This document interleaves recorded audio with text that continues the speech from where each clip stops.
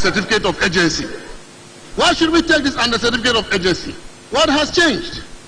That will warrant this House to take this bill under certificate of agency. We are rushing to impose additional taxes on the people of Ghana. Mr. Speaker, we kept the lights on in spite of the challenges they are talking about in the energy sector. We kept the lights on. And so if you cannot do it, give up. Tell the people of Ghana, you cannot do it. We kept the lights on in spite of those challenges. You are talking about the debts in the energy sector. Now who caused some? Didn't you sign the take-or-pay contracts? And when you signed the take-or-pay contracts, did you incorporate the excess capacity into the tariffs? You didn't do that. Mr. Speaker, at the end of 2024, we closed the ESLA PLC. The ESLA PLC, which used to take almost half of the ESLA levies that were collected to service bonds, the ESLA bonds. We closed the program, which means that this government now has the full complement of all the levies collected. If you are collecting 6 billion Ghana cedis a year, and only 3 billion Ghana cedis was coming to you, now that you have the 6 billion Ghana cedis, is there any basis to go out and tax the Ghanaian people any further? There is no basis to do that, Mr. Speaker. And this is why I think that the minister should come again. This is exploitative. Mr. Speaker, when it comes to fuel costs, which, as I see on this report, the minister said is going to lead to increase in tariffs by over 50%. What fuel costs are we talking about? Liquid fuel. If you take the price built up for power, the power sector, for electricity, it includes fuel. Fuel has always been part of it. And then the formula does not differentiate whether it is liquid fuel or gas fuel. It is fuel. It is part of the composite tariff for generation. We know it. Honorable Abujinapo, you know what I'm talking about. Felix, you know what I'm talking about. Fuel has always been part of the build-up. And so I am surprised. Even if it is liquid fuel, how much liquid fuel do we use? We use gas most of the time. The liquid fuel we use is so little to the extent that the fuel that they are now introducing, liquid fuel, will lead to tariff increase by 50%. Mr. Speaker, that cannot be true. Honorable Minister, come again. And so to conclude, right, Honorable Speaker, the MPP has a record of also reducing taxes. When it comes to even petroleum taxes, we have a record.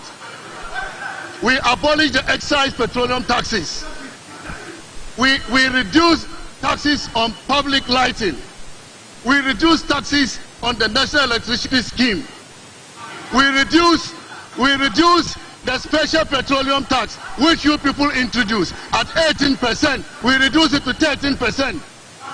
And we converted it from ad valorem tax to specific tax, so that it's no longer percentage, it is specific. We've done this before. And I was expecting that you, our friends and brothers on the other side, who have talked so much about tax increases under the MPP government, and that you were going to abolish it.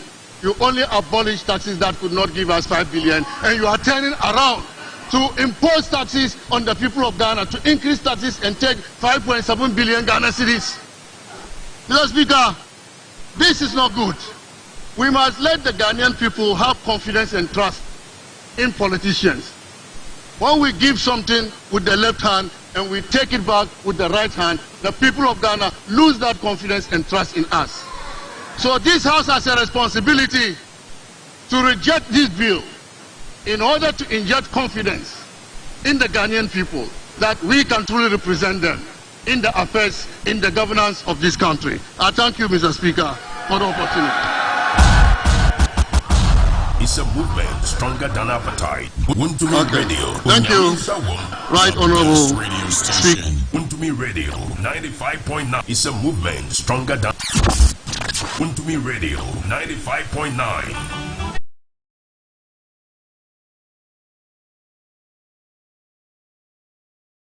Mitimi bwalu hano ma bo negative but the akoso yi die me gidi se wa ma homene so it Justin Fripo Kodia Yagopo insha MPP for penny for nyina nyame insha wo mu Nana Adodan Kwaku Ado former president so Yagopo insha no former flag bearer Dr. Mahmoud Bawumia Yagopo insha no NPP members of parliament leadership nyina wunyina Yagopo insha wo mu former members of parliament, former government appointees. Just say you can see Bobo Dinwa make mistake. Bibri Diebekem entino Monfancheme, but Ibo Swadi Dibo almost na SSC Bebo. SC Bosa share ye chairman won to me Benadano na numre no.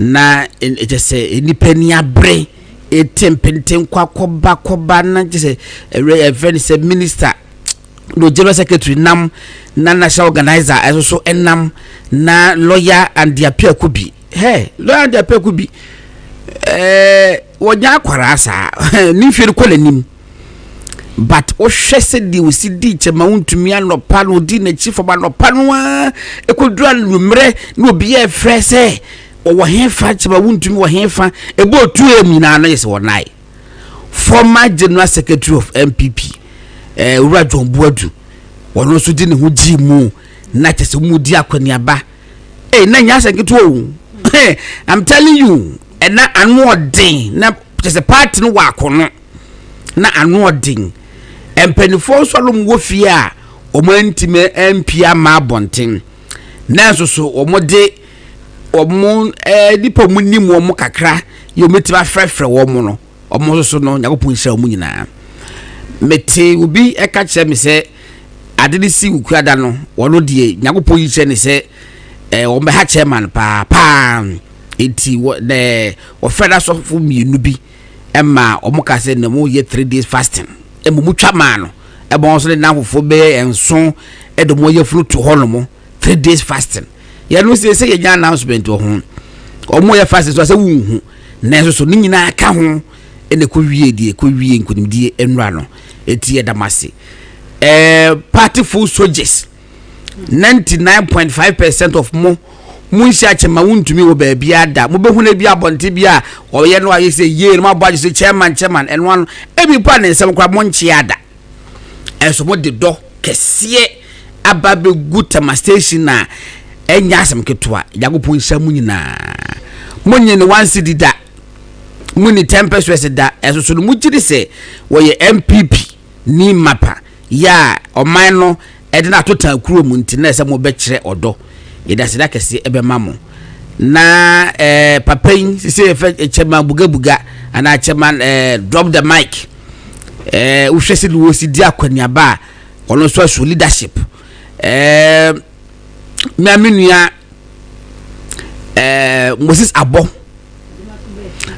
miaminua Moses Abo enya senketwa e free say MPP opposition MPP ni bi e bachi no bia say Moses Abo ye na danfo so na danfo so onim no you be there of course olaya Adwako ba fi no so kaka no ja ekofo e fire no ka botre obi anim si de Adwako ba fi ni si de ositie wa se bunya botre no okoba koba city cheni no enti no e beda obi bia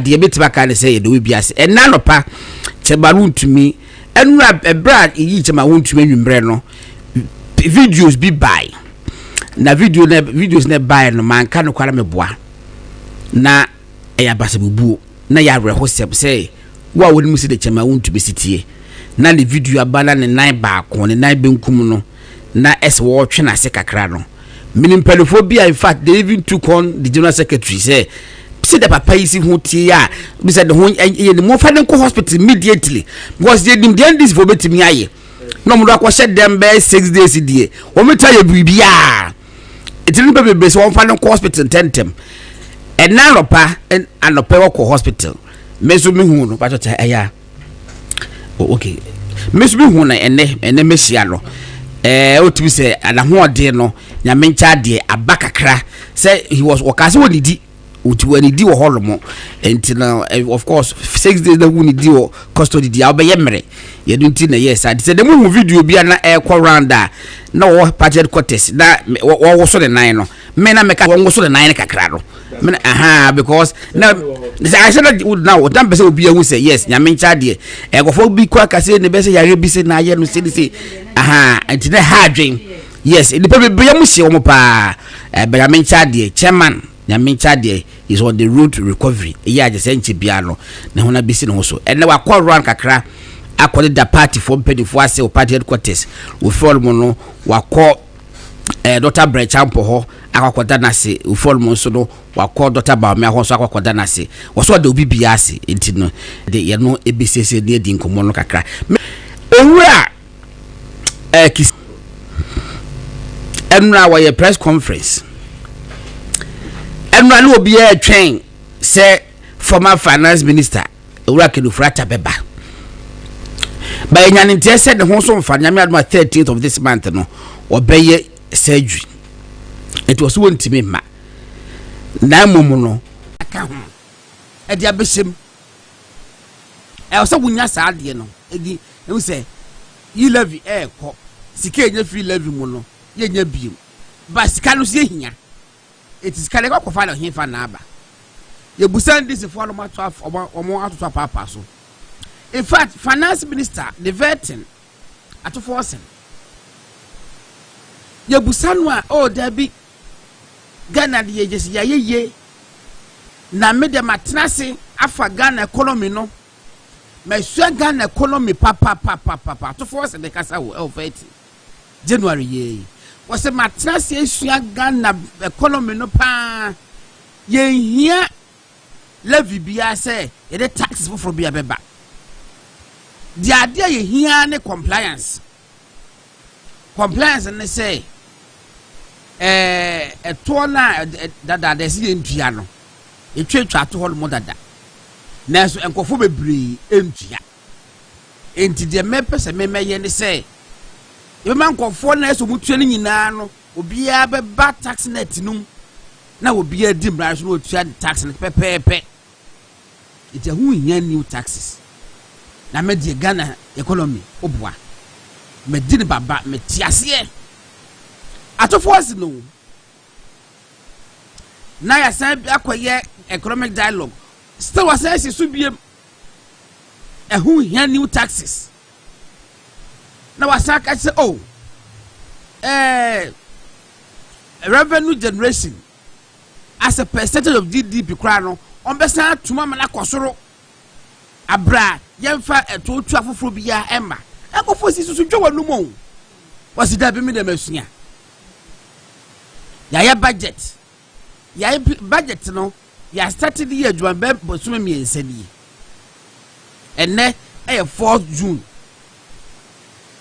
enra ye wo honom a ya anya advert last week if ya da ya nka ho hwe enra wo honom a omoko parliament a na majority leader akọ whisper bibi akoka asumuse kito bi dia che minority leader say oh ujafo ene ye be seda e de yuka kem beba o e de bill bi beba nti srema ba mo support no say bill benya osu energy sector yi bi nti wo de jai wo le to beba wa ti pa se kire anka nkire on wa fedo market say de de banie adoka chena so ade bi beba nti wo de hu be hia mo man nti wo de ba mo support obusebusa alfa mo te olum wa na aba ede na aba under certificate of emergency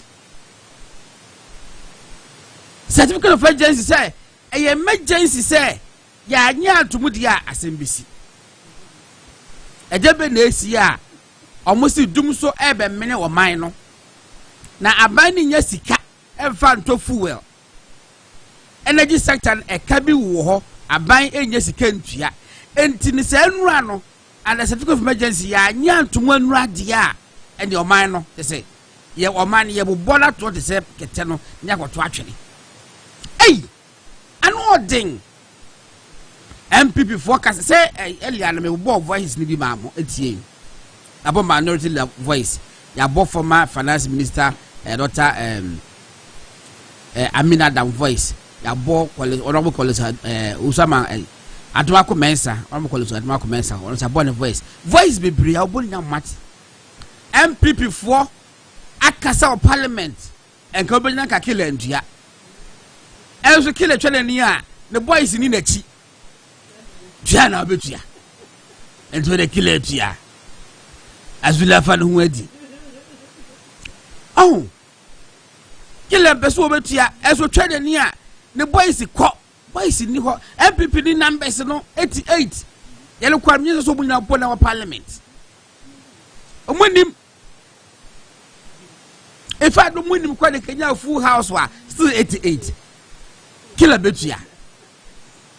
Killer Betia and Wosu. And the Kaya or Majatu. Questions be brave or ho. So what's it 1% in ya, 10% in a year? So 1% is one, 10% is one. I was for the mechanic in detail and say, a free nerque, Uto Fuela. And let me to for I think that 12.5 eat as I say. They say 1 liter beer, the 1 cedi. Aka 1 gallon air 4.5 liters. 1 liter beer, the 1 cedi aka home. And it means 1 gallon beer no will be 4 cedis, 50 pesos and aka home. 1 gallon beer 4 cedis, 50 pesos and I would de babeka home. I was a for a more ya. Moto for near daddy. A mobile course will be 40 cedis. Now with the good idea. And now 40 cedis now betono. I just want the bed 2 cedis as I come. 80 ye no eno no. Ye bedi e ho enkomo. Na OSP so de wudwi wo ho. OSP wudwi wo ho. Ha! Me still been to me siano. She Abranti be a friend and the Usu. What nature ma want to me and a nam. Anas army anas a year program. A year investigation and he was caught in the investigation. Then he did bem. Says he said well mobis castle be man lines or mobi ko license. I just said what could you be sick? I just said what could engage in illegality pepe bia. He said basabi. And I said that or my back and forth and I said no was who on put the plea bargaining was who could obey to next can be with chia. It's your buyer, it's your bonnet. You have found into scanners which are local baby. Now, official website of OSP. Huh? Official website of OSP. Statement, we issue official statement announcing Sir Adiwin. What the account 8 picture man wound to me and so. I then I'm winning now 8 to chairman to me Asante Regional chairman of MPP. The question is say man fan one come one nipa kono wonye nipa na nipa no and the usu only identity ana. It says identity aid to a friend say chairman to me. Adena most wo ye no wo ye sa de no on behalf of chairman to me ana. Eyade bia ebia make an because on the spirit body enye hwe eye hwe you see what trust her then they are sending message bi keke ne dia kwa abontin wa sheda na eye very very irresponsible on his part because me say be producer say we work say jabe obi ni mama obi ni papa it be ba ye na ka me bought first kiseja bin dia me say ma bought din bi anti abena ho ahoni ba owura kiseja bin say eye no credit said na ma me din di say ba be body ma me din ka asem ne ka ho a nyansa be na wom because ne maame nka so nkwa bibi. Now he is the OSP. He has his identity. So I have to mention his name. Say what here. But me ko bone maame di say atia bra hwahwani ba wura kise jabe na oye OSP a. Nyanse bi anim. Eni nti say andi owusu aye bibi na mo ye ma na yi a. Say kan kase say eno ano no de waye. But enko felt ma wontumi din emeka ho ekajama with different person be enka but wo OSP die a recklessness on your part to do that enye emwa Jomahama nua aye bone Jomahama na nkasa so papers documents by edidi ba mu say Airbus ni di wom ne nua no Ghana a declare wanted was se wa Ghana what UK ye try ticket at the man so onko jimra was se wamma ye declare wanted fugitive work is eja base one kasa on your own we try ticket free Ghana wo buy ye no declare wanted eso nya kwanhwehwe na address baby hotel UK efa plane ekọ ho enipa why wanted do why wanted for years what if for plane wo Ghana ekọ UK ene ko di nkomo ko busa ne se Airbus no etese ma do keka nyina o keka kire wo o try o ba ya na de che na be ye o be ye o findings o si wa wie oni fo one ne brother o mu ni fo na kenofrata so tabroche wo yare kenofrata yare obi anu se wo yare John Mahama no wo yare he had been declared wanted before you assume office what be ko hwehwe no o rekelo frata wo yare woni budi ba bia wo aden na the won't be for plane every Ghana enko honko busa na sem ya chenchina just what the body and so ebesi wanim ansara wo ho atom after Ghana na your classes second class citizens first class citizens me wa anyway aha Ghana nti live Ultimate Radio 95.9 and then you be doing come bebre said the medical canon fuel then some the bedi you dey be kwa wie kakra e bia be 10 minutes to 9 no be be telephone lines na etiefo mo so matimi a kire madwen kakra e wo ho e bia na munya ante dia ti se die pe wo pese to 1 gallon fa 4 cedis 50 pesos na fa ka ho ai etimi nua ba are no mo e na Felix na ya ade eso so eye uti na Ghana for MPP for especially odo che odo